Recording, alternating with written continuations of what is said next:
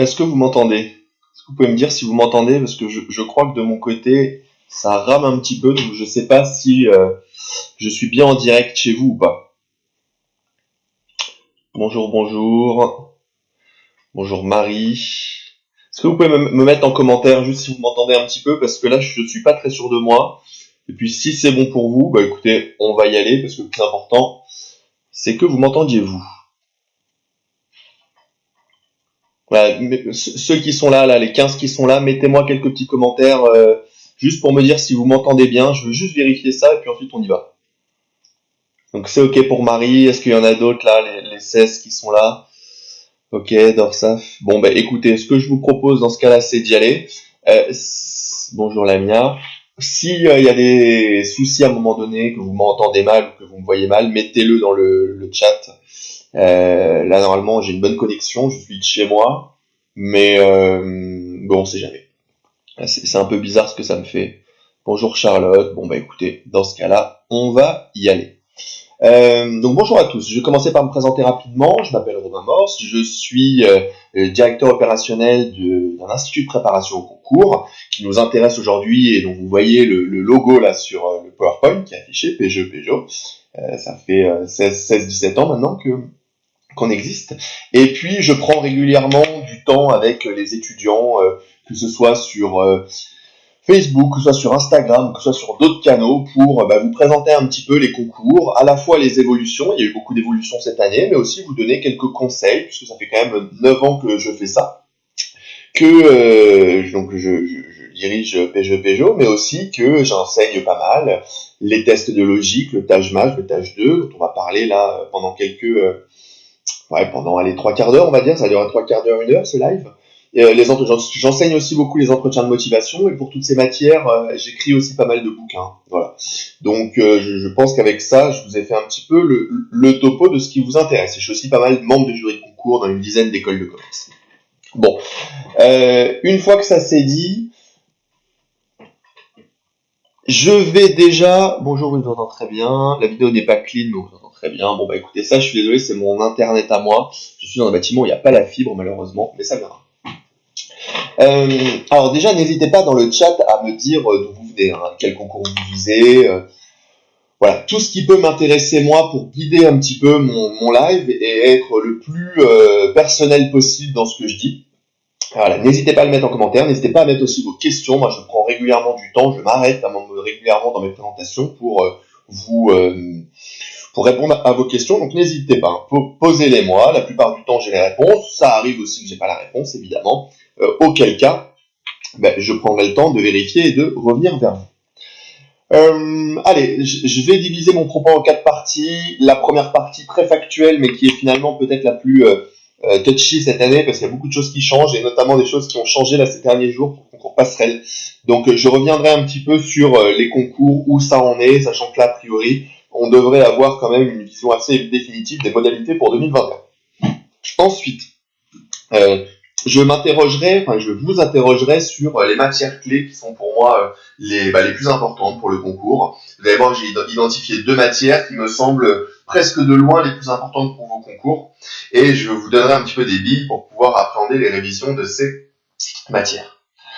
Je terminerai presque par quelques conseils maintenant, sachant qu'on est début décembre, mi-décembre, on est presque aux vacances de Noël. C'est le moment pour moi de vous donner des conseils à la fois pour de révision pour les vacances de Noël, mais aussi pour bien anticiper la dernière ligne droite qui va arriver aujourd'hui. Et puis je terminerai en 5-10 minutes par Peugeot, c'est-à-dire la présentation de qui on est, de comment on travaille, de ce qu'on fait, pour que vous puissiez aussi poser vos questions sur notre préparation au concours. AST2, ok, c'est bon pour moi. Allez, j'y vais, je démarre. Donc les concours AST. Alors déjà, de quoi on parle? Les concours AST qui sont développés il y a grosso modo une grosse dizaine d'années. C'est à ce moment-là que le boom des admissions parallèles. C'est finalement une porte d'entrée différente vers la maison que constitue l'école de commerce. L'école de commerce, c'est une maison, c'est une institution dans laquelle il y a plusieurs manières d'y rentrer, il y a plusieurs portes d'entrée. Il y a la porte d'entrée la plus historique, je dirais, qui est la voie des classes préparatoires, que j'ai fait après le bac, par exemple, pendant 2 ans, mais il y a aussi d'autres portes d'entrée. Il y a des portes d'entrée, alors elles ne nous intéressent pas là pour ce live, mais il y a la porte d'entrée des post-bac, pour ceux qui sont en terminale, il y a la porte d'entrée pour vous, admission parallèle, admission sur titre, admission directe, qui êtes en bac+2 ou en bac+3 et qui veulent finalement vous réorienter, quitter le DUT, quitter le BTS, quitter la fac, quitter le bachelor, quitter l'école spécialisée ou je ne sais quoi pour pouvoir intégrer une école de commerce. Et finalement, une fois que vous rentrez donc par cette porte différente dans une école de commerce, après, une fois que vous y êtes, finalement, vous vivez la même chose que les autres, quelle que soit la porte d'entrée que vous avez utilisée. C'est ça qui est bien en école de commerce. Vous vivez les mêmes cours. Moi, dans ma classe, il y avait des gens de prépa, il y avait des gens d'admission parallèle, il y avait des étudiants étrangers aussi. Parce que j'ai oublié de vous dire, mais je suis diplômé d'Audencia, il y a quelques années maintenant. J'ai candidaté au même stage que tout le monde. J'avais des opportunités associatives, donc finalement, après, la vie en école est la même. Donc, les admissions sur titre représentent une vraie opportunité pour vous. À la fin, vous avez les mêmes diplômes, et surtout, ce qui compte, c'est que vous avez les mêmes opportunités sur le marché du travail, parce que c'est ça quand même, hein.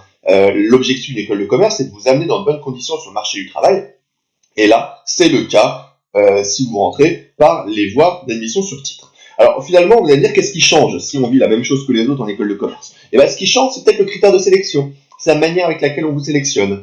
On vous sélectionne moins sur une dimension académique, de connaissances pures, mais on va privilégier d'autres critères, peut-être un petit peu plus personnels, ou faire appel à des connaissances moins académiques, mais à des réflexes intellectuels qui sont autres que ceux qui sont en classe préparatoire. Et alors j'ai vu une question déjà, j'y réponds dans 5 minutes. Je détaille un petit peu cette différence de concours pour introduire déjà les concours dont je vais parler pendant 1 heure. On peut différencier les concours en 2 parties, en 2 types de concours. Il y a les concours qui nécessitent des connaissances difficiles et importantes. Et finalement, les écoles qui sélectionnent vont se dire que le jour J, il y aura inégalité entre les candidats. Tous n'auront pas le même niveau de connaissance. Parce que les connaissances seront difficiles et en nombre. Donc finalement, on va sélectionner là-dessus, ce qu'on appelle des concours de connaissances. Ça peut être les concours de classe préparatoire, ça peut être aussi d'autres types de concours. Sciences Po, les IEP de province par exemple, c'est beaucoup ça. Voilà, il y a des concours qui sélectionnent vraiment sur le niveau de connaissance. Et puis il y a des concours que j'appelle des concours de méthode ou des concours de compétences aussi, qui vont pas sélectionner les candidats sur les difficultés des connaissances, qui vont partir du principe que tous les candidats le jour J doivent avoir les mêmes connaissances, le même niveau de connaissance, en tout cas que c'est pas ça qui doit être discriminant. Donc le niveau de connaissance académique va être plutôt bas. Par contre, on va sélectionner sur d'autres choses, d'autres compétences cette fois. Ça peut être aller vite, ça peut être savoir gérer son temps, résister au stress, parce que derrière le temps, il y a une dimension de stress aussi. Et finalement, les bons étudiants sont ceux qui vont arriver à mettre en place des méthodes meilleures que les autres, ce qu'on appelle aussi des trucs et astuces, pour pouvoir répondre plus vite et mieux gérer le temps. Typiquement, quand on va parler de Tajmaj ou de TOEIC, c'est beaucoup une question de gestion du temps aussi. Et derrière ça, de la méthode pour pouvoir bien gérer son temps. Voilà, donc c'est pour vous montrer que c'est déjà pas les mêmes types de concours. Que pensez-vous d'une moyenne générale en droit à Toulouse de 10,5, un score de 950 et un score moyen de Tajmaj de 280, est-ce possible d'intégrer le top 5? Alors ça me paraît un peu ric-rac d'intégrer le top 5, surtout qu'il y a 100 places de moins cette année pour le top 5, je vais y revenir. Je pense que ce qui est surtout important là dans ce que tu me dis, Drops, c'est le TOEIC, c'est un bon score, par contre le Tajmaj, il faut l'augmenter si possible quand même de 70 points, essayer d'atteindre les 350. Voilà. Dites-vous que top 5, un score à peu près plancher, c'est 350 en Tajmaj. Allez, je continue pour l'instant, il n'y a pas d'autres questions. Alors, déjà, on va faire un petit panel là, des concours qui nous intéressent, de quel concours on parle. Alors, là, d'abord, pendant 1 minute, 22 minutes, je vais m'intéresser aux étudiants Bac+2. Et ensuite, je passerai aux étudiants Bac+3. Qu'est-ce qu'il y a comme concours, en fait, à disposition? Il y a d'abord 2 banques d'épreuves. Je pense que c'est des noms qui vous parlent. Donc là, je parle aux étudiants qui sont en classe préparatoire scientifique, ou NS Cachan, en UNIUT, à la fac, en BTS, c'est le gros quand même. Vous avez les concours Tremplin 1 et Passerelle 1. Tremplin 1, c'est une banque d'épreuves un petit peu plus petite que Passerelle, 2 fois plus petite, où il y a Neoma, Liège, Rennes et Strasbourg. Et passerelle 1, bon, il y a plus d'écoles, plus de places aussi. Il y a la meilleure école aussi que vous pouvez avoir entre passerelle, dans les concours passerelle et tremplin, c'est Grenoble, en tout cas la plus sélective. La meilleure, c'est très subjectif, mais en tout cas la plus sélective. Et puis vous avez d'autres écoles, Montpellier, Normandie, Bourgogne, etc. Voilà. Avec ça, vous avez déjà une petite quinzaine d'écoles. Et puis, donc ça, c'est ce qu'on appelle des banques d'épreuves. Les banques d'épreuves, c'est quoi? C'est des écoles qui se réunissent en fait pour faire passer un concours commun. Les mêmes épreuves en fait, avec des coefficients différents, une importance différente selon les épreuves, mais en tout cas, qui font passer les mêmes, qui ont les mêmes modalités. En fait. Et puis, il y a des écoles qui font passer leur propre concours, ce qu'on appelle les concours indépendants. Alors, il y en a 4 principaux, et en fait 2. Il y a Schema et Toulouse, qui sont accessibles à tout le monde. Schema, il y a aussi pas mal de places. En plus, c'est une école qui est très demandée par les étudiants, qui ont leurs propres critères de sélection, donc ils organisent finalement eux-mêmes leurs concours. Voilà, ce que j'appelle des concours indépendants. Et puis, il y a 2 écoles du top 5, l'EDEC et EM Lyon, qui sont accessibles à certains étudiants à Bac+2, mais finalement, qui sont très restreints, parce qu'elles ne sont accessibles qu'aux étudiants de classe prépa scientifique ENS. Ça veut dire que contrairement à tous les concours que je viens de citer au départ, les étudiants de BTS, DUT et de fac ne sont pas éligibles à ces concours-là. Donc il faut l'avoir en tête parce que c'est important. On a encore des candidats qui nous appellent des fois de fac, qui nous disent je veux passer le concours de l'EDEC à ST1. Bah non, malheureusement, depuis bientôt 3 ans, ça va être la 3e année, c'est plus possible. Ça, c'est pour les étudiants à Bac+2. Maintenant, les étudiants à Bac+3, donc ceux qui sont en licence, ceux qui sont en bachelor, ceux qui sont dans une école autre, par exemple, une école d'ingénieur ou je ne sais quoi. On va retrouver pas mal de choses par rapport au paysage qu'on connaît déjà à Bac+2. On va retrouver tremplin 2, passerelle 2, les mêmes écoles avec des nombres de places différents. Vous allez voir des modalités un peu différentes aussi. Ça, c'est mon prochain propos. Mais on retrouve les mêmes écoles. Au niveau des concours indépendants, on retrouve Schema et Toulouse en bas à droite, là, 350 places, 275 places. Donc, ces 2 écoles, elles ont aussi leur propre concours à Bac+3 en plus de Bac+2. Mais surtout, et c'est la grande différence entre les admissions sur titre à Bac+3 et les admissions sur titre à Bac+2, c'est que le top 6 est bien plus accessible à Bac+3. EM Lyon et EDEC, presque tout le monde est éligible, sauf les bachelors en 3 ans pour l'EDEC. Et puis le top 3 plus Audencia apparaît cette fois dans les concours accessibles. Voilà, donc finalement tous les concours, toutes les écoles sont accessibles à Bac+3, ce qui n'est pas le cas à Bac+2. Je vous ai aussi fait un petit peu le nombre de places pour le top 5. Vous avez 800 places pour le top 5 et beaucoup plus, quand même 1002 pour le top 6. Avec quand même une évolution, c'est plus difficile cette année d'intégrer le top 5 que l'année dernière, puisque l'EM Lyon a retiré 100 places, et c'est d'ailleurs une tendance qui va se poursuivre, parce que dans les 2 prochaines années, ils vont retirer encore 130 places. Donc ça va être de plus en plus difficile d'intégrer le top 5 cette année. Il faut l'avoir en tête aussi, même si Audencia, qui est la 6e école, a augmenté cette année son nombre de places. Alors, je regarde si vous avez quelques questions. Michael, bonjour à tous, c'est dur de rentrer à Schema. Bonjour à toute l'équipe. Oui, Michael, qui est un ancien étudiant de chez nous, qui a intégré Schema, donc j'en profite pour lui passer le bonjour. Allez, maintenant on va rentrer dans les modalités des concours. C'est-à-dire quel concours pour quelles épreuves et pour quelle deadline. Le concours tremplin.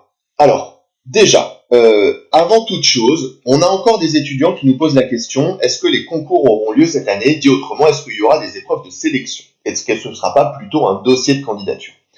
Cette année, contrairement à l'année dernière, les écoles ont le temps d'anticiper les choses. Et donc finalement, elles ont pas mal fait évoluer leurs modalités, justement pour garantir le fait qu'il y aura des épreuves d'admissibilité, des épreuves d'admission cette année. Donc finalement, le bon côté de ces évolutions-là, c'est que oui, il y aura des épreuves cette année, donc préparez-vous à des concours au sens strict du terme. Dorsal, pour HEC, les places restent restreintes, oui, il y a à peu près 25 places pour AST, pour HEC. Pardon. Donc pour le concours tremplin, je reviens.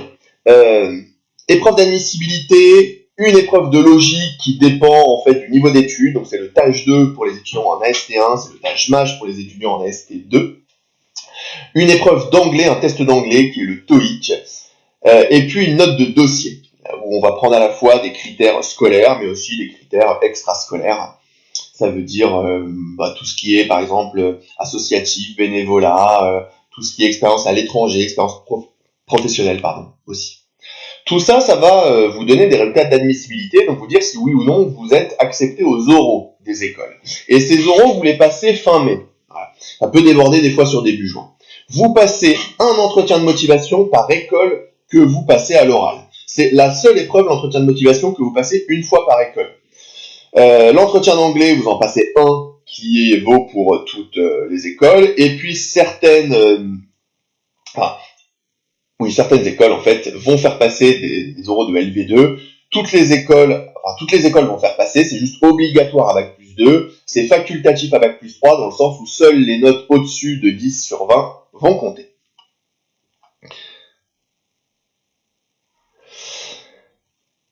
Nicolas, licence ou licence professionnelle, ça change quelque chose pour les admissions?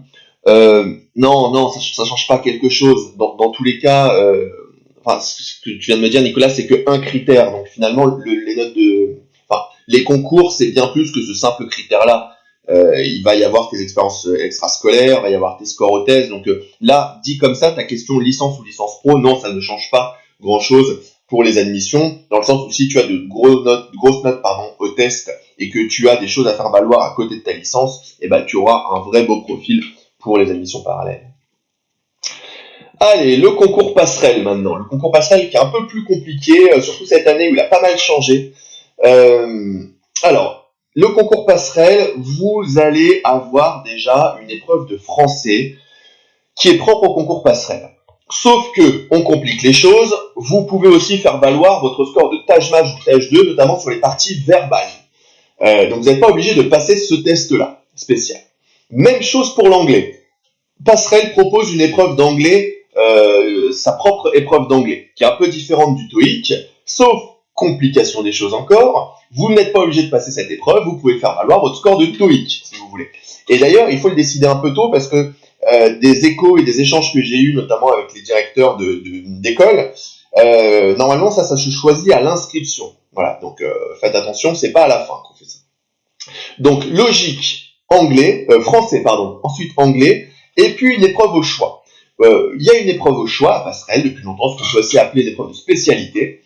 Vous avez le choix entre une dizaine, grosso modo, de spécialités, mais il y en a une qui est peut-être plus intéressante que les autres, je l'ai mise en gras, c'est la spécialité calcul et raisonnement, qui est très proche du TAJMAJ, et d'autant plus proche que cette année, si vous choisissez calcul et raisonnement, je vous le donne dans le mille, vous n'êtes pas obligé de passer cette épreuve, et vous pouvez faire valoir un score de TAJ2 ou de TAJMAJ qui porte cette fois sur la partie numérique, sur les sous-tests numériques de ce test. Donc vous voyez, c'est un peu compliqué passerelle cette année.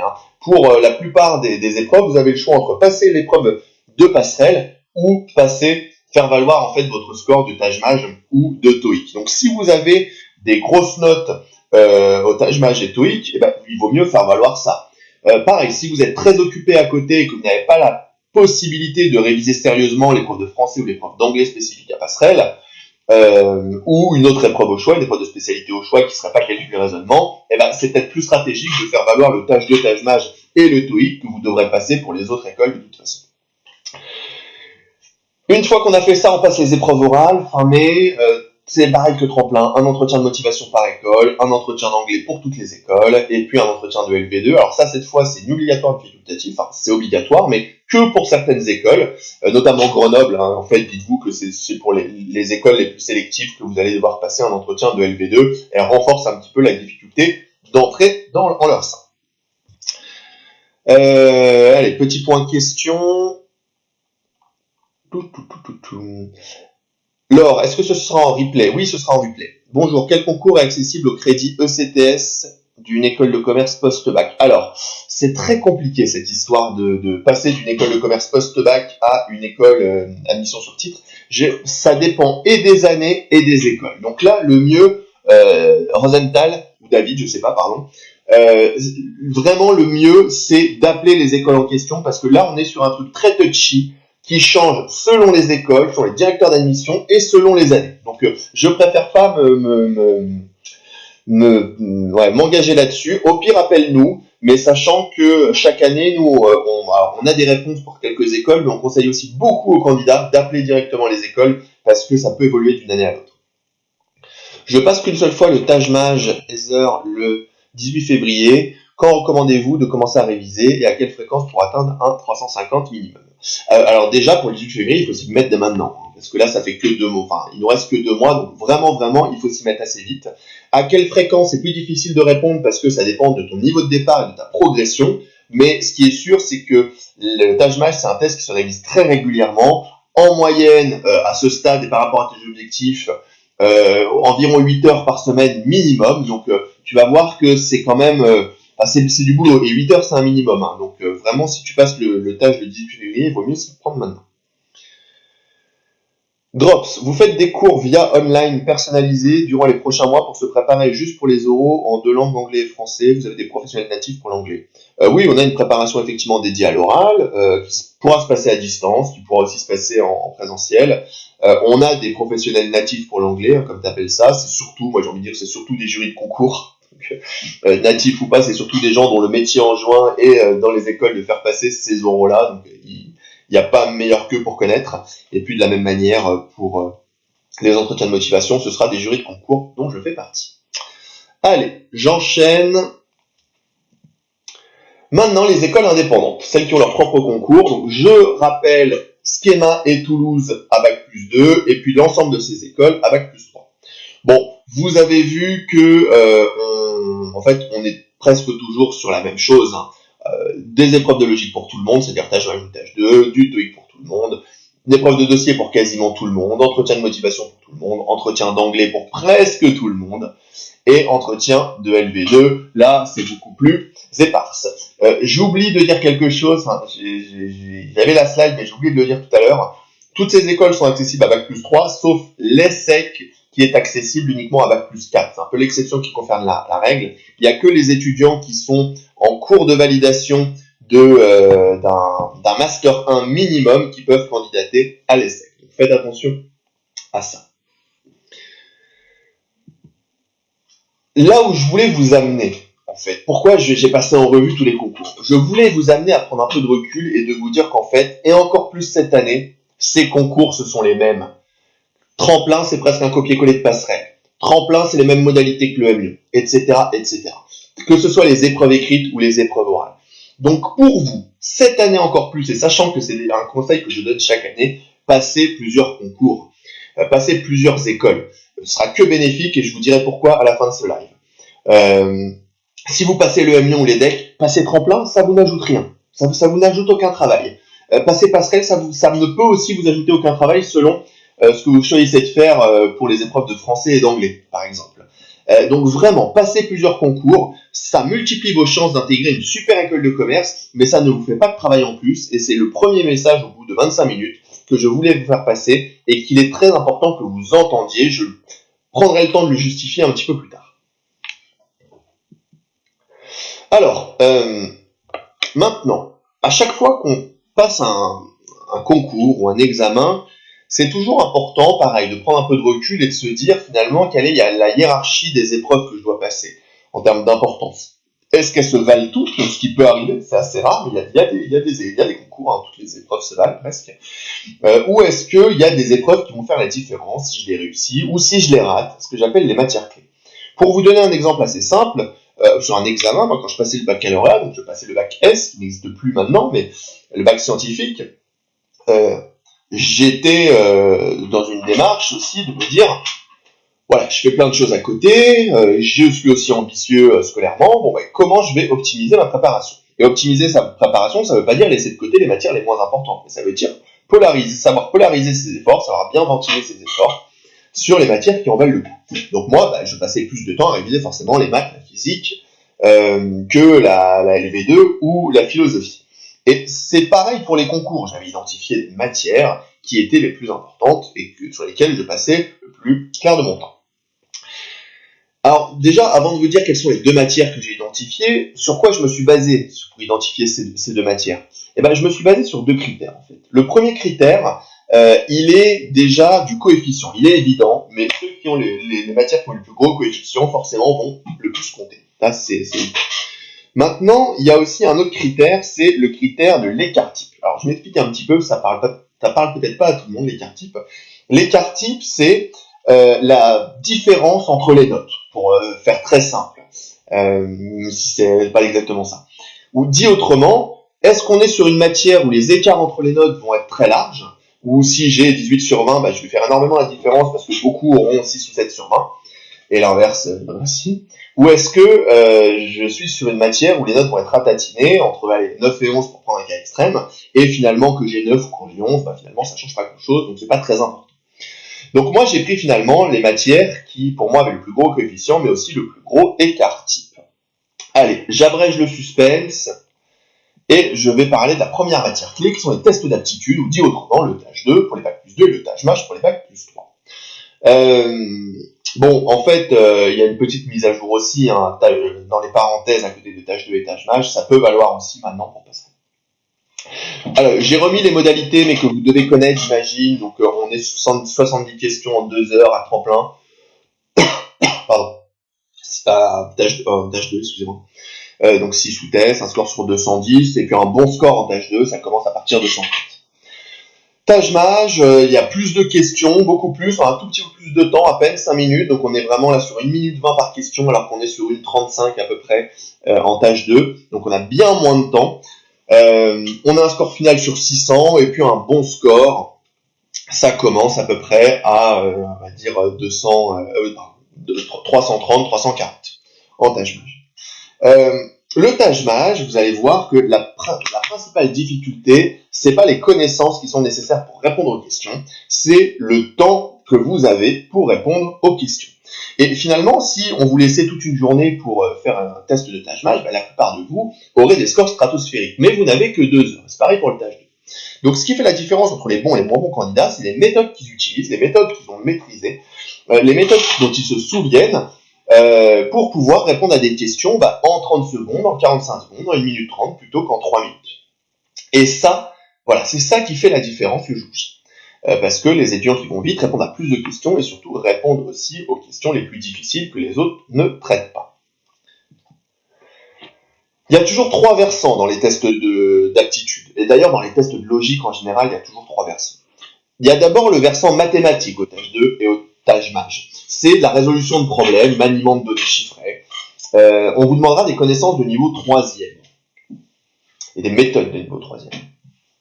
Ensuite, il y a tout ce qui est logique, c'est-à-dire raisonnement autour des séries, de formes, de lettres, de chiffres, tout ce qui est raisonnement inductif et déductif. Donc, tout ça, c'est de l'entraînement, c'est des réflexes à avoir, c'est des méthodes à acquérir, mais ça ne demande pas de connaissances académiques précises. Il n'y a pas un programme de révision là-dessus. Et puis ensuite, il y a tout ce qui est aptitude verbale, où là, on va être sur la maîtrise du français, maîtrise et compréhension de la langue française. Là aussi, il n'y a aucune connaissance académique requise, si ce n'est la maîtrise de la langue, et c'est là aussi où en général les étudiants ont le plus de mal à progresser, parce que quand vous avez passé 20 ou 21 ans de votre vie à mettre à mal, à sabrer la langue française, c'est compliqué en 2-3 mois de retrouver des vertus à ce niveau-là. Mais en tout cas, ce qu'il faut avoir en tête, c'est qu'il n'y a pas de connaissances extraordinaires à avoir en termes de quantité ou de difficulté, et de 2, surtout, c'est pas parce qu'il n'y a pas de connaissances académiques extraordinaires à acquérir que ça ne demande pas du travail. Ça demande pas un travail d'acquisition de connaissances, ça demande du travail d'acquisition et de restitution de méthodes intelligentes, ce qu'on appelle aussi des trucs et astuces. Et croyez-moi, il y a des étudiants qui ont beaucoup plus de difficultés à faire ça que à acquérir des connaissances très compliquées, et vraiment, ça demande de l'entraînement. Il y a une vraie corrélation au tâche MAJ entre la progression et le temps d'entraînement, alors évidemment l'efficacité d'entraînement aussi, mais le temps qu'on y passe. Ça, c'est super important. Magali, est-ce que les decks accessibles après un bachelor en 3 ans? Non. Les tests d'aptitude, alors je vous ai donné 2 exemples assez classiques, mais je vais juste traiter le premier rapidement, qui est pour moi un bon exemple de questions qu'on peut traiter difficilement, qu'on peut traiter facilement, même si ça fait, je crois, 2 ans que c'est plus tombé. En tout cas, cette forme-là, ça peut revenir. Pédagogiquement, c'est une très bonne question. Donc, que vaut 1008 au carré moins 1007 fois 1009? Alors là, il y a plusieurs types d'étudiants. Il y a les étudiants qui vont faire le calcul les calculs, parce qu'il y en a 3 à faire du coup, sachant que vous avez aussi pas de brouillon le jour J. Il y a, donc ça, ces étudiants vont avoir la mauvaise méthode et vont mettre beaucoup de temps. Il y a les étudiants qui vont y voir une identité remarquable, a carré moins b carré, qui est égal à fois b, a plus b, pardon, fois a moins b, et qui vont pouvoir répondre à la question un petit peu plus facilement. Voilà, eux, ces gens-là vont mettre 1 minute 32 minutes, mais ils auront la bonne réponse.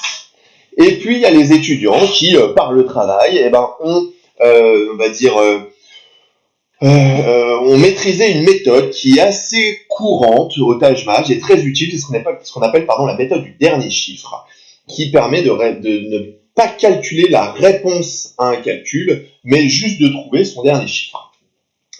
Là, on part du principe que 1008 au carré va terminer par 4, puisqu'en multipliant le chiffre des unités 8 fois 8, ça donne 64, qui finit par un 4. Donc 1008 au carré, ça finira aussi par un 4. On applique le même raisonnement sur 1007 fois 1009, donc 7 fois 9, les deux chiffres des unités, c'est-à-dire 63 qui finit par un 3. Et donc, on est sûr que 1007 fois 1009, ça termine par un 3, et j'ai même envie de vous dire, c'est tout ce que je sais. Donc on va soustraire quelque chose qui termine par un 4 moins quelque chose qui termine par un 3, donc on sait que mon résultat, je ne sais pas du tout combien ça va faire, mais je sais qu'il va terminer par 1. C'est-à-dire la seule réponse possible, c'est la réponse B. Et ces étudiants-là, ceux qui ont finalement cette méthode en tête, ils répondent aujourd'hui à la question en 15 secondes, là où d'autres vont mettre 2 minutes, ou encore d'autres vont mettre 4 ou 5 minutes. Donc vraiment, c'est là que les étudiants font la différence le jour J, et je trouve que cette question est un bon exemple de ce qu'on doit faire ou ce qu'on ne doit pas faire. Alors une fois qu'on a dit ça, comment on le travaille pendant l'année, le Taj-Maj, sachant que maintenant il reste 3 mois à 4 mois. Alors maintenant c'est trop tard, mais peut-être pas pour certains. S'y prendre tôt pendant l'année, l'idéal aurait été de le passer une fois par semestre. Alors j'ai compris que c'était pas le cas chez tout le monde, mais ce qui est sûr, c'est que vous pouviez le passer d'ici le 31 décembre. Maintenant, vous pouvez le passer à partir du 1er janvier.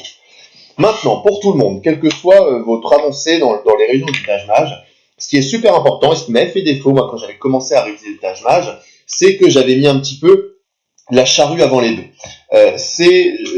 J'avais vraiment commencé, moi, par les questions, tout de suite, par des tests blancs même. Je trouvais ça sympa, c'était du QCM, je trouvais ça ludique, j'avais envie tout de suite de m'y mettre. Et en fait, je m'étais cassé la gueule, comme on dit, et j'avais pris aussi un coup sur la tête parce que je me suis dit, oula, je suis nul en fait.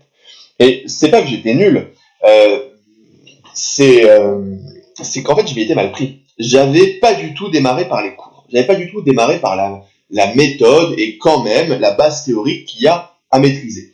Et malgré le fait qu'il n'y ait pas de connaissances académiques extraordinaires à avoir, il y en a quand même de niveau 3e, notamment en maths. Donc il y a du cours à avoir, il y a des formules à se remettre dans le cerveau, notamment en géométrie. Il y a des critères qui comptent souvent aussi à maîtriser, en logique par exemple. Et tout ça, je l'avais pas fait. Donc ne faites pas la même erreur que moi, commencez par le cours avant les exercices. Et d'ailleurs, on mâche un peu le travail aux étudiants parce que on a créé, je crois il y a 2 ans maintenant, un document peut-être une connerie, mais je crois que c'est 100 pages, sur tout ce qu'il faut savoir en théorie au Taj-Maj. Voilà. Donc avec ça, vous avez tout avant de passer aux exercices, mais il faut à minima passer 2 semaines dessus. Si vous démarrez vos révisions maintenant, prenez vos vacances de Noël sur soit ce document-là pour nos étudiants, soit sur ce que vous trouverez sur Internet ou dans des livres pour ceux qui ne se préparent pas avec nous.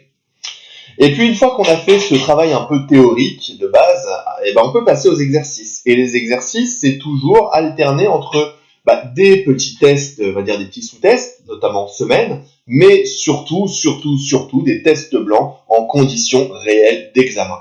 Et puis ces tests blancs, après la correction, on identifie les sous-tests dans lesquels on a eu le plus de mal, et puis on reprend les points de cours qui ont posé difficulté. Et finalement, une bonne organisation au Taj-Maj, c'est cette alternance entre moment de concours blanc, reprise des points de cours et des petits exercices. Concours blanc, reprise du cours et des petits exercices, etc., etc.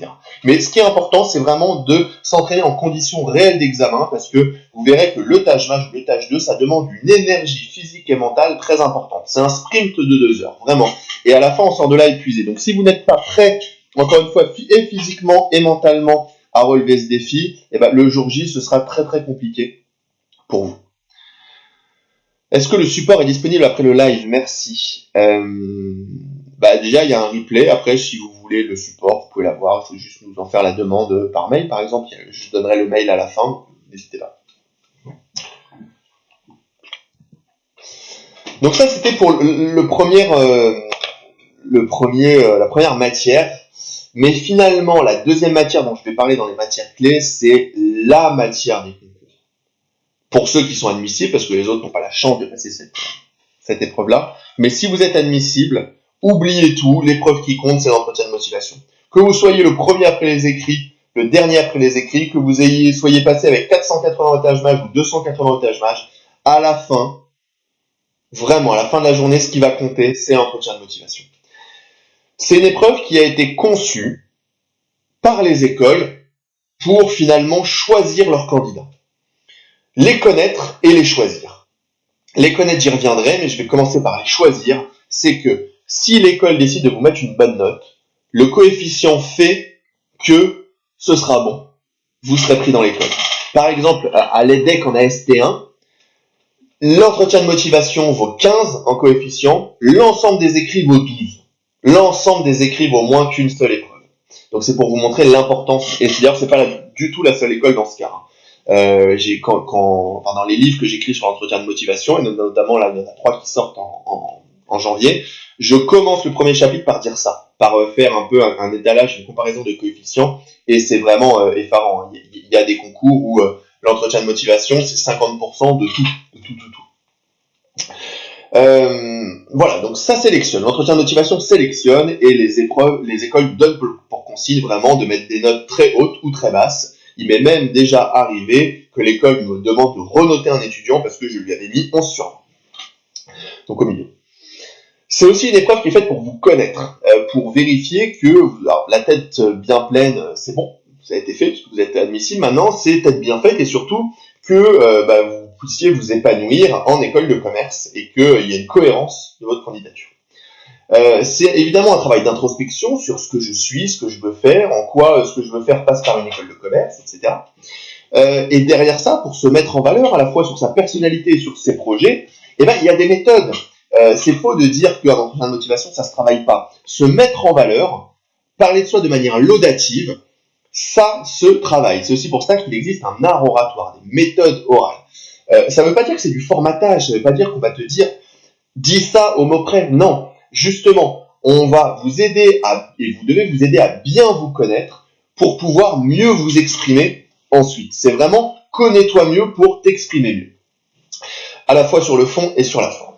Et puis dernière chose, qui est un peu différente du moment moi où je passais les concours, c'est que vous allez avoir affaire à plusieurs types d'oraux, avec des formats très diversifiés, une épreuve collective à l'EDEC, des questions que vous tirez au sort à l'EM Lyon, un entretien en anglais à HEC, un exposé initial à Audencia, à un moment donné à Grenoble, vous interviewez le jury, et j'en passe, quoi. Donc vraiment, vous avez des formats différents. Un CV projectif à Schema, bref, il y en a plein. Donc finalement, vous ne devez plus vous entraîner à une épreuve, mais à plusieurs épreuves. Et c'est un vrai changement notable depuis 4-5 ans. Ça ne veut pas dire qu'il n'y a pas un tronc commun, une base commune. Il y en a une base commune de révision. Mais après, il y a des modalités spécifiques ici et là qu'il faut savoir réviser. Je reprends mon souffle.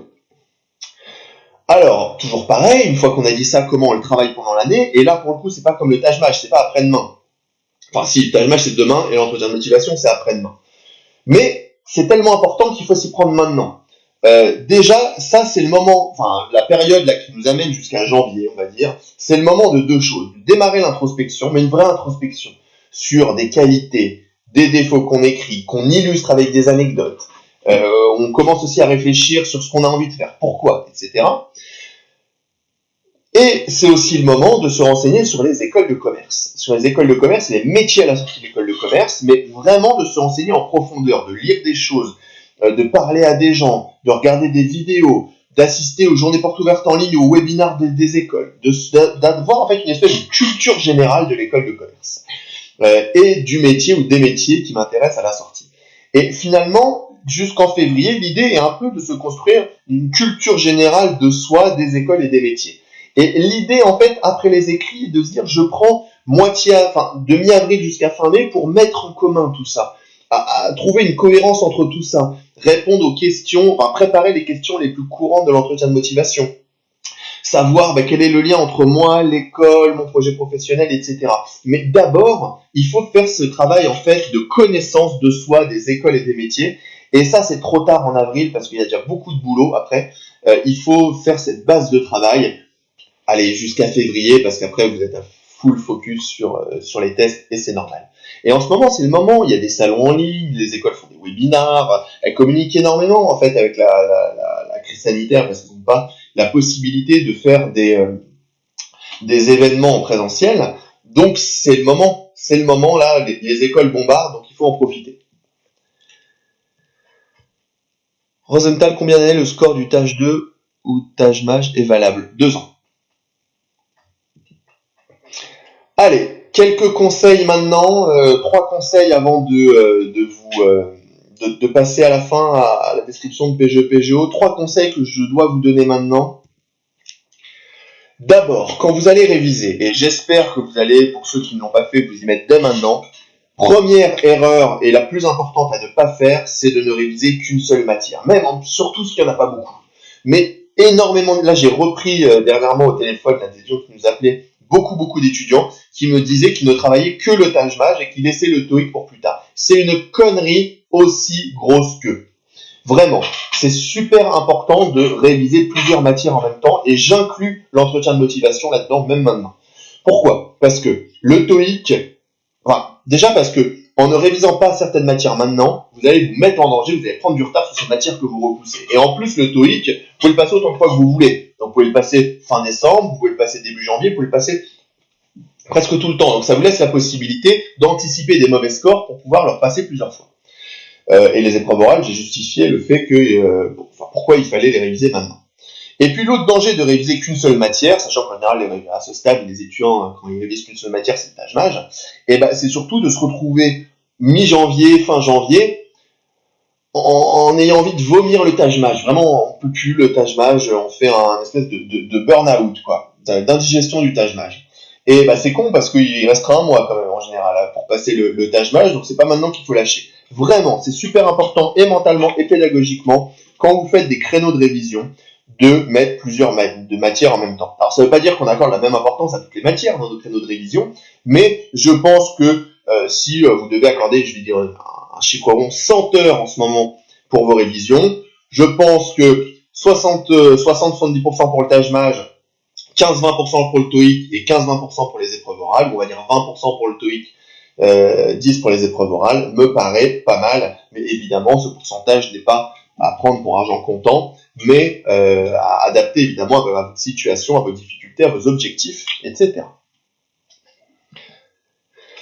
Conseil numéro 2, on ne réussit pas un concours que en révisant les cours. Il y a plein d'autres paramètres qui permettent de réussir un concours et que mettent avec eux finalement ceux qui cartonnent les concours. Et en fait, les brutes des concours, les bêtes à concours, on appelle ça, ce sont des gens qui mettent tous les détails dans leur poche, qui n'éclipsent aucun détail. Et là, j'ai essayé de faire un peu la somme des détails. Il y a évidemment le niveau de connaissance que vous avez, même sur des concours de méthode, c'est évident, il faut connaître ses cours de Taj 2 par exemple, ou de Taj Maj, il faut se connaître soi, connaître les écoles pour l'entretien de motivation, mais il n'y a pas que ça. Il y a aussi tout ce qui est autour de la condition physique. Condition physique, c'est 2 aspects. Il y a évidemment l'hygiène de vie, ne pas être fatigué le jour J, ne pas sortir, ne bien manger, avoir une bonne hygiène de vie les 2 mois avant le concours, ou à minima le mois avant le concours. Donc alimentation, sommeil, c'est évident, c'est comme les sportifs. Et puis il y a aussi l'habitude de l'effort. C'est ça aussi la condition physique, c'est de se dire, est-ce que j'ai révisé les concours en conditions réelles? Est-ce que je me suis mis dans la peau du jour J ou pas? Et si vous ne vous êtes pas mis dans la peau du jour J, vous allez exploser le jour J. Vous n'allez pas tenir le rythme du Taj Maj, vous n'allez pas tenir le rythme du TOEIC et vous n'allez pas tenir le rythme aussi du Tour de France et de tous les euros que vous allez passer. Et ça, croyez-moi, il y en a énormément d'étudiants qui explosent en conditions le jour J. Et moi, quand j'avais passé les concours, et pourtant, j'étais plutôt le genre à mettre tous les détails avec moi. Mais je me souviens du Tour de France, des oraux que j'avais passés, et le dernier oral que j'avais passé à Neoma, j'ai le souvenir d'un niveau de fatigue stratosphérique. C'était évidemment la fatigue de toute l'année, hein, mais c'était aussi la fatigue des 2 dernières semaines qu'on passait dans le train et pas chez soi. Le stress, enfin tout. J'étais épuisé et pourtant j'avais plutôt, en toute immodestie, bien géré mes concours, hein, enfin bien organisé mes concours. Donc c'est super important parce que d'autres ont explosé en vol, hein, et j'en connais. Pour réussir un concours, il faut aussi un peu de confiance en soi. La confiance en soi, c'est pas quelque chose qui se décrète. Je suis pas en train de dire qu'il faut, voilà, il faut absolument que tu aies confiance en toi. Mais il y a des choses, ça a été prouvé, qui permettent de booster la confiance en soi. Il y a le travail, évidemment, il y a la progression constatée qui passe par le travail. Mais il y a aussi le fait de travailler à plusieurs. Puisque travailler à plusieurs, souvent on passe des moments à expliquer des choses ici et là à nos camarades. Et puis ça a été prouvé, pour le coup, pas moi qui le dis, prouvé scientifiquement que ça avait un effet de boost de confiance en soi.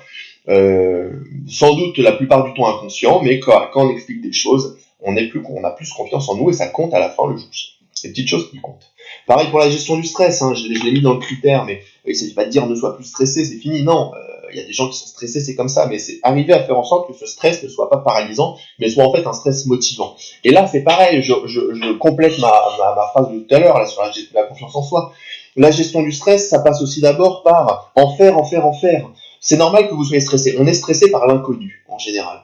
Et si on en a fait déjà 20 pages, et que le 21e c'est celui du jour J, on est quand même beaucoup moins stressé que si c'est notre 5e ou 6e. Quand on a des étudiants avec nous sur les oraux, et qu'on constate que ils craquent, peut-être ils sont pas à l'aise, ils bégayent, voire même certains lâchent une larme en entretien blanc, on essaie de comprendre pourquoi ce stress a été mal géré, et en fait, 85% des cas, et ça fait 10 ans que je fais ça, c'est qu'ils ne connaissent pas l'épreuve, ils ne savaient pas à quelle sauce ils allaient être mangés. Mais en fait, ils ne savaient pas à quelle sauce ils allaient être mangés, même si l'expression est malheureuse ici, tout simplement parce qu'ils n'avaient pas suffisamment travaillé, hein, ils n'avaient pas répété en conditions réelles, et puis même ils n'avaient pas fait le travail de connaissance sur eux, sur les écoles, sur les métiers, etc. Et on se rend compte que quand on reprenait tout ça avec eux et qu'on les entraînait, et qu'ils retournaient devant le jury, et parfois même le même jury, la gestion du stress était bien meilleure parce qu'en fait, ils avaient pratiqué en conditions réelles, et c'est pour ça que je vous tanne à pratiquer en conditions réelles. C'est pour la condition physique, mais c'est aussi pour la gestion du stress. C'est peut-être un détail pour vous, mais pour moi, ça veut dire beaucoup, hein, comme dirait la chanson. Mais vraiment, ça compte. Et puis, c'est pas le plus important, mais là aussi, ça peut permettre de trier des candidats, c'est tout ce qui est autour de la stratégie. Alors, la stratégie dans une année de concours, il y a plusieurs manières de la voir, hein. Déjà parce que la plupart de vos épreuves, en tout cas d'admissibilité, sont sous forme de QCM. Bon, qui dit QCM dit notion stratégie. Par quelle question je commence, quelle question je laisse à la fin, est-ce que je réponds au hasard ou pas? Est-ce que je réponds après avoir éliminé que 2 des 5 propositions? Voilà. Tout ça, ça dépend évidemment des objectifs, du test qu'on passe, mais il y a des choses aussi, des conseils génériques qu'on donne aux candidats, et tout ça, ça relève de la stratégie. La stratégie, c'est aussi l'organisation des concours, hein, sur quelle matière je polarise mes efforts, quand est-ce que je m'y mets, etc. Ma stratégie, ça va être aussi, pour le Tour de France, combien d'écoles je passe, et quelles écoles je passe en premier. Est-ce que je passe tout de suite les meilleures écoles, celles que je veux, c'est-à-dire que je serai frais mais pas entraîné, ou est-ce que je les passe à la fin, quand je serai très entraîné mais pas frais? Bon, à chaque fois, toutes les questions que je viens de poser, là, la réponse est individuelle, hein. Je peux pas vous la, non, c'est l'individuel avec le candidat, c'est quand on en parle qu'on donne le conseil. Mais en tout cas, c'est des questions à se poser qu'il faut avoir en tête. Et ça fait partie de la dimension, entre guillemets, stratégie pour le jury. Et puis, dernier conseil avant de passer à la partie PGE-PGO, vraiment passer plusieurs écoles. Alors moi, c'est un de mes grands chevaux de bataille de chaque année, c'est faire en sorte que les candidats ne se mordent pas les doigts en se disant « Oh putain merde, cette école était parfaite et je l'ai pas passée, et croyez-moi, ça arrive bien plus qu'on pense, et à chaque fois... » Alors au début, ça me rendait dingue, maintenant, un peu moins. En tout cas, je suis agacé, mais je le montre différemment. Passer plusieurs concours, parce que plusieurs raisons. Grand 1, déjà, que vous le vouliez ou non, malgré les classements, alors je compare pas la première et la 20e école, mais à classement presque égal, les écoles se ressemblent énormément dans leur offre de formation, dans leur offre associative, dans la vie que vous allez y passer, et aussi et surtout dans les opportunités que ça donne à la fin.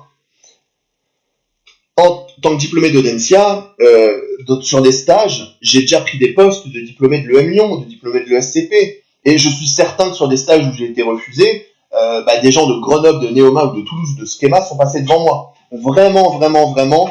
Et heureusement, d'ailleurs, tout ne se joue pas à l'intégration d'une école à 20 ans, ce serait catastrophique sinon. Mais en tout cas, ayez en tête que les écoles se ressemblent dans leur offre de formation. Vous pouvez faire du marketing partout, vous pouvez partir à l'étranger partout, vous pouvez aller au BDE partout. Alors, il y a des différences, oui, certes, et on les creusera quand on préparera les entretiens de motivation, mais il y a aussi beaucoup de points communs.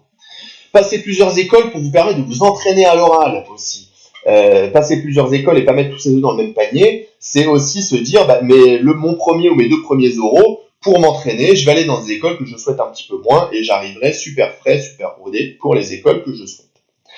Et puis en fait, la principale raison, presque la principale raison, c'est que chaque année, et c'est arrivé pour moi, 75% des étudiants changent d'école qu'ils souhaitent avant les oraux et après les oraux. C'est-à-dire qu'ils sont allés sur place, ils ont connu la ville, ils ont senti un peu l'école, ils ont découvert le programme, ils ont passé leur entretien et ils disent, en fait, c'est cette école que je veux. Ce qu'on appelle le coup de cœur, les écoles coup de cœur, on appelle ça.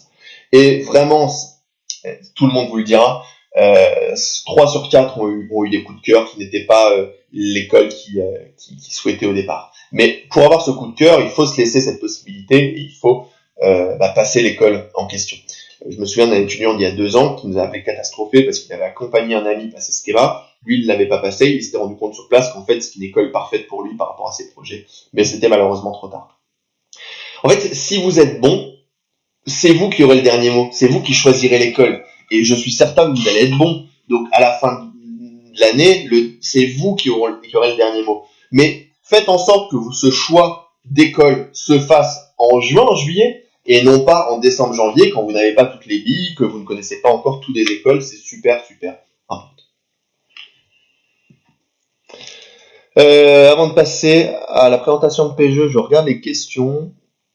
Bonjour, est-ce qu'une faible moyenne en management sur le premier semestre de 2e année peut influer sur la décision des écoles de commerce? Alors j'imagine que tu parles de la matière management. Non, pas forcément. Il n'y a pas un critère par matière. On va plus regarder la moyenne générale pour les écoles. Mais ce qui est sûr, c'est que plus le semestre est proche de maintenant, plus la moyenne va compter. La L3 ou L2 compte plus que la L1.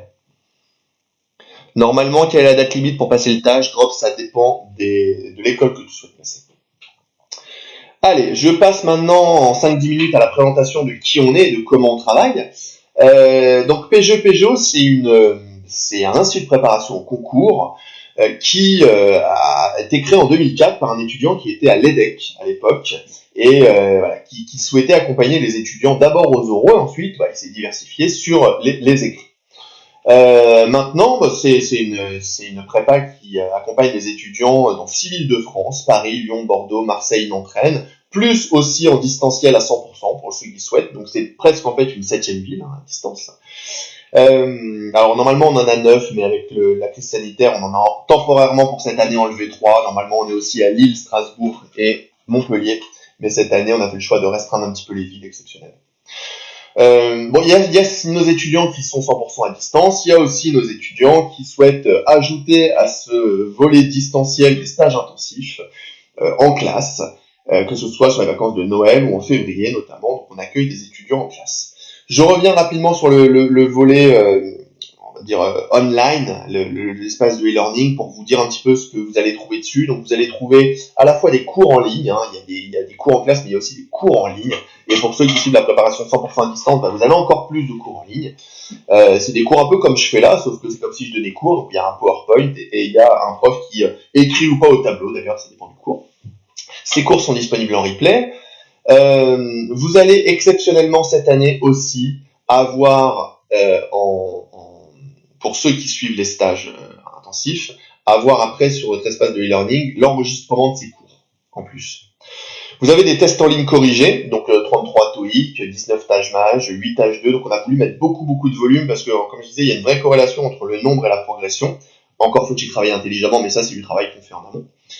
Ensuite, il y a aussi une plateforme d'adaptive learning en TAJMAJ, c'est donc un espace à part sur notre outil d'e-learning où il y a à peu près 1000 questions, c'est une banque de 1000 questions, mais qui est pas linéaire, c'est-à-dire qu'on va d'abord faire un espèce de test de positionnement de 30 questions qui va vous permettre, pas nous, mais où la machine va pouvoir reconnaître ensuite vos points faibles, vos points forts, par sous-test et par compétence et pouvoir vous proposer ensuite les questions sur des choses qui, a priori, vous posent le plus problème, tout ça dans un but d'optimisation des révisions. Il y a un suivi individuel puisqu'on vous accompagne sur le dossier de candidature par un tuteur personnel qui n'est pas un étudiant, qui est soit un diplômé, soit un professionnel un petit peu plus chevronné qui travaille dans les RH. Mais en tout cas, c'est quelqu'un qui a l'habitude de travailler tout ce qui est dossier de candidature et CV parce que c'est comme si vous candidatiez en fait à un entretien d'embauche. En tout cas, la démarche est la même. Le CV doit être autant percutant, la LM doit être autant percutant. Donc, c'est autant une histoire de forme que de fond. Et puis, évidemment, vous avez des professeurs référents par matière pour pouvoir poser des questions un petit peu techniques. Dernière chose sur cette slide avant de passer à la suite, ça compte pour moi parce que j'ai été étudiant il n'y a pas si longtemps que ça.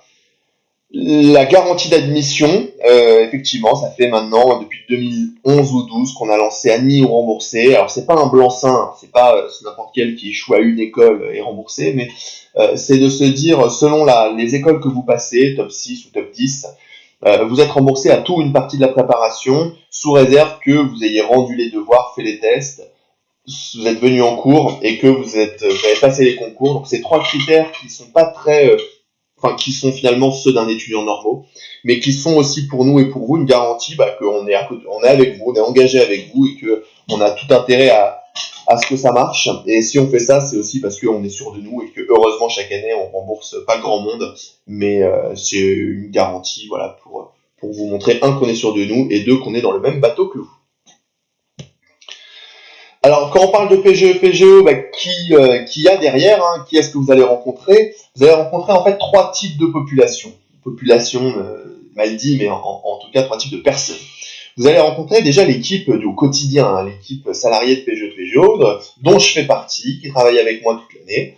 Que dire sur nous? Qu'on a l'expérience des concours. Je pense que c'est déjà quelque chose qui me paraît important de le dire. On sait ce que c'est un concours, on sait ce que c'est un concours à la fois en tant qu'étudiant et en tant que formateur. On a vécu les deux, donc on peut d'autant plus s'identifier à vous.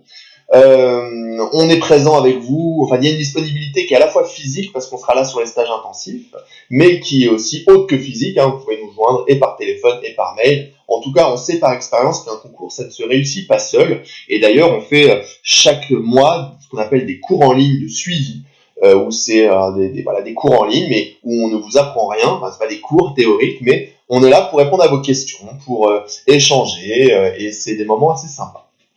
Des anciens étudiants aussi, vous allez rencontrer des anciens étudiants pendant votre préparation, qui n'ont pas le rôle de formateur, mais qui ont un rôle autre, mais qui est aussi très important, c'est le rôle de retour d'expérience. C'est que vous puissiez à la fois apprendre d'eux, puisqu'ils vont vous dire, voilà moi comment j'ai fait pour gérer ma licence et les préparations au concours, voilà quel score j'ai eu pour intégrer quelle école, voilà comment moi les euros ça s'est passé, et puis surtout, voilà ce que je vis maintenant en école. Voilà ce que je vais faire, voilà où je vais partir en stage, voilà d'où je reviens d'échanges universitaires. Et finalement, je me suis rendu compte avec l'expérience que c'est un vrai boost aussi de motivation chez les étudiants, ça. Ça leur permettait vraiment de se projeter en école, de se motiver beaucoup plus. Et c'est encore une fois ces petits trucs là qui font la différence à la fin de l'année. Et puis ceux que vous allez le plus voir, heureusement pour eux, malheureusement pour nous, ce sont nos professeurs, ceux que vous aurez en cours. Que vous dire, alors moi je ne parle jamais des CV des profs parce que je parle du principe qu'on s'en fiche et que c'est pas la garantie d'être un bon prof. Mais nos professeurs ont un super CV, mais ce qui est surtout important, c'est 2 choses. Qu'ils soient avec nous depuis longtemps, puisque c'est finalement eux la garantie, qu'ils soient là depuis longtemps, c'est la garantie des résultats qui seront encore bons cette année, puisque les résultats que je vais vous présenter juste après, qui sont super chaque année, il n'y a pas de raison que ce soit pas les mêmes, puisque c'est les mêmes profs chaque année. Ils sont garants un peu des méthodes de réussite. Et puis la deuxième chose importante sur nos profs, c'est que leur expertise soit reconnue ailleurs. Qu'on soit pas les seuls à les trouver bons. Moi, je trouve que c'est très important aussi que l'écosystème concours et école les trouve pertinents. Je pense d'abord aux écoles. Et ils sont souvent sollicités pour être jury. Quand les synthèses existaient encore, nos profs étaient correcteurs de synthèse. Nos profs d'anglais sont jury d'anglais. Moi-même, je suis jury en école. Donc voilà, on a aussi cette expertise qui est reconnue ailleurs. Et puis, je peux aussi prendre l'exemple des maisons d'édition. Voilà, j'ai mis des livres, des exemples de livres qui seront bientôt plus à jour. Pour vous dire que voilà, il y a aussi des maisons d'édition qui nous sollicitaient pour pouvoir aider les étudiants à préparer les concours via des livres. Alors on ne prépare pas des concours que sur des livres, mais c'est un support qui peut être utile et on participe à ça. Et puis Peugeot, c'est évidemment des résultats sans lesquels on n'existerait plus, on aurait coulé, c'est bien normal. Alors j'ai pas mis les résultats 2020 parce que l'année 2020 est un peu particulière, et d'ailleurs pour être honnête, je l'ai même plus en tête les résultats. C'est un peu particulier puisque la sélection s'est faite sur des modalités qui ont été différentes de celles à laquelles on a préparé, puisqu'elle a été sur dossier et uniquement les notes, hein, toute petite démotivation, mais vraiment toute petite. Et finalement, les derniers concours, on va dire, auxquels on a préparé vraiment, c'est 2019. Donc, je vous ai mis les résultats de 2019. Ce qui est important, je vais pas vous faire la lecture, ce sera chiant pour tout le monde. Deux choses. Déjà, vous pouvez aller voir les détails de nos scores, de nos résultats, sur pgeo.fr, notre site internet, tout ça en détail. Et puis surtout, il y a un historique bien plus important que 2019. Et puis la deuxième chose qui est très importante quand vous regardez des résultats, en tout cas sur les prépas, c'est de vérifier deux choses. Vérifier que sur les écoles du top 7, du top 10, enfin les meilleures écoles, on est sur du presque 100% de réussite. Ça veut dire qu'on envoie tout le monde dans les meilleures écoles. Voilà, c'est ça que ça veut dire. Après, regardez évidemment aussi les pourcentages selon l'école que vous souhaitez. C'est important aussi, mais sachez que c'est des pourcentages qui peuvent varier beaucoup plus d'une année à l'autre en fonction de paramètres qu'on voit pas toujours, le niveau de la promotion, même si ça on le voit, mais le nombre de places dans une école. Il suffit que une école réduise son nombre de places pour que mécaniquement le taux d'admission soit plus faible en pourcentage. Et c'est normal, mais ça ne veut pas dire que la préparation est de moins bonne qualité. Mais en tout cas, voilà, tout ça pour vous dire, regardez à la fois école par école et sur un panel top 5, top 10, top 7, parce que c'est cette double vision qui est pertinente. Est-ce qu'il y a d'autres questions ? Pas l'impression qu'il y a d'autres questions. Voilà, n'hésitez pas, si j'ai pas répondu à toutes vos questions, à les poser dans le chat, mais aussi à nous les poser en différé, par commentaire. Ou n'hésitez pas à nous appeler, il y en a beaucoup qui prennent des rendez-vous individuels pour pouvoir évoquer leur situation, ou qui nous envoient un mail. Donc c'est aussi une manière pour moi de personnaliser, et pour nous, parce que je suis pas le seul à personnaliser un petit peu le discours. N'hésitez pas aussi à suivre nos événements en ligne, on en fait très souvent et on va avoir plein de choses nouvelles en janvier, vous allez voir, on va faire plein de choses, que ce soit sur notre site ou sur les réseaux sociaux. Et puis je terminerai là-dessus, n'hésitez pas à nous suivre sur les réseaux sociaux, on essaye et je crois qu'on réussit plutôt bien à vous proposer du contenu de qualité tout le temps, vous proposer des nouveautés, vous proposer des petits lives régulièrement comme ça, vous proposer des articles, vous proposer plein de choses qui peuvent vous permettre d'enrichir votre connaissance des concours, des matières, etc. Et puis dans tous les cas, on est disponible si vous avez des questions. Voilà, je vous remercie, je vous souhaite une très bonne fin de journée pour ce qu'il en reste, et puis une bonne semaine. N'hésitez pas si vous avez des questions. C'est le moment maintenant de commencer à réviser les concours. C'est maintenant qu'il faut s'y mettre. Et puis, dans tous les cas, j'espère que vous récolterez les fruits de votre travail au printemps, et on vous y aidera avec plaisir. Je vous souhaite une excellente soirée, et puis je vous dis à très bientôt. Au revoir.